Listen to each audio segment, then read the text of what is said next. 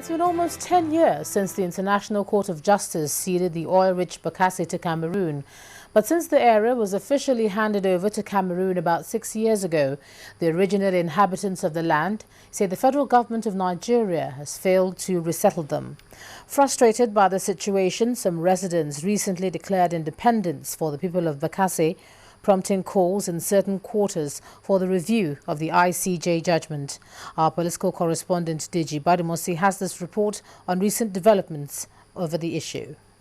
It's been over 6 years since Nigeria formally handed over the tiny peninsula of Bakassi to Cameroon following the historic ICJ judgment.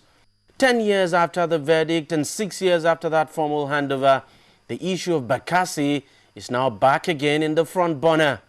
Less than 2 weeks ago, a group of Bakassi indigents floated a radio station where they declared independence for the people, citing the federal government's failure to resettle them after several years.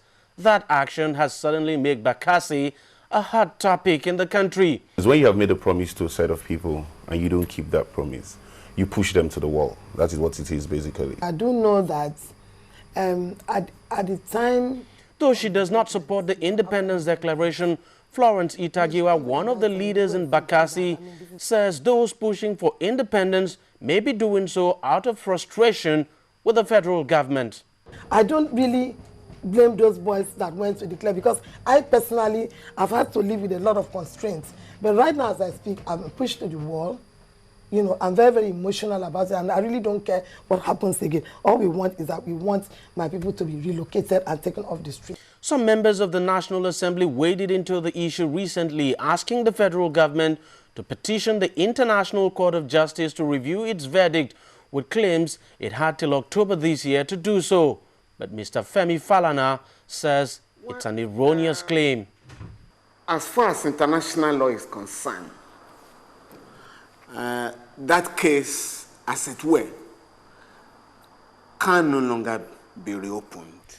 He also says Nigeria has itself to blame over the issue, arguing that it did not take the case seriously. Whereas Cameroon assembled 12 professors, 12 renowned professors of French, English, and Cameroonian nationalities.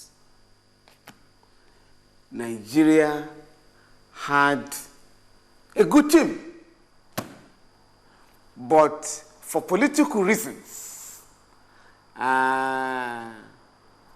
some of the best lawyers in the team, Professors Ita-Giwa and Ita-Giwa, were dropped on the ground that they had Nadeko sympathies. So we didn't go with our first 11. Whether the judgment can be reviewed or not is not really the primary concern of the Bakassi people, according to Ms. Ita-Giwa. All they want is to be resettled. We want the federal government to resettle us. We do not want a situation where we do not want any conflict. We do not want a situation where you now send Nigeria to war with Cameroon. And so the wait for the federal government continues over the issue of resettlement. But the longer that gets, the more frustrated the people of Bakassi are likely to get. The more frustrated they are, then the worse for everyone involved in this.